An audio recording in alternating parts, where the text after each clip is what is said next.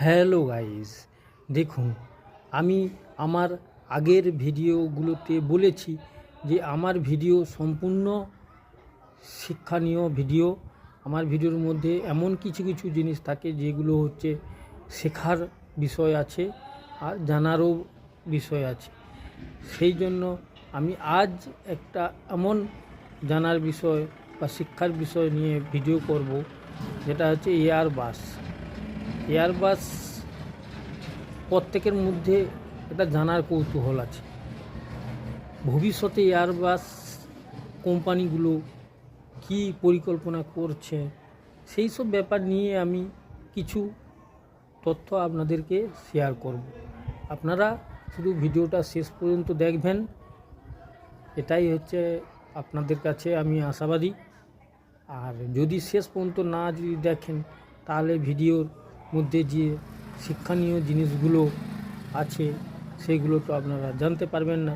তাই জন্য বলছি, ভিডিওটা একটু কষ্ট করে, না হলে 5 মিনিট 6 মিনিট দেখলেন কি আছে।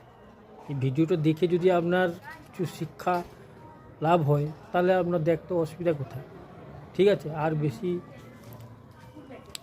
কথা না বাড়িয়ে ভিডিও শুরু করা যাক। ওকে, চলো। হ্যালো গাইস, দেখুন এয়ারবাস কোম্পানিগুলো ভবিষ্যতে পরিবেশ বান্ধব ও অত্যাধুনিক প্রযুক্তির বিমান তৈরির পরিকল্পনা করছে।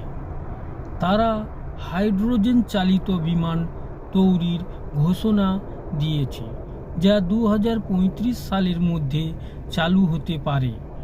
এয়ারবাস জিরো-ই প্রকল্প সম্পূর্ণ কার্বন নির্গম মুক্ত বিমান তৈরির দিকে এগোচ্ছে।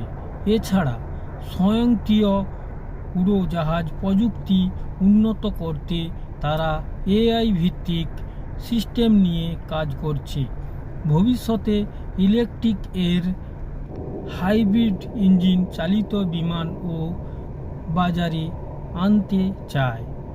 দীর্ঘ দূরত্বে কম জ্বালানিতে বেশি কার্যকর বিমান তৈরির লক্ষ্যে নিয়েছে। এর পাশাপাশি এয়ারবাস শব্দহীন এবং দ্রুত গতির সুপারসনিক বিমান তৈরির দিকে এগোচ্ছে।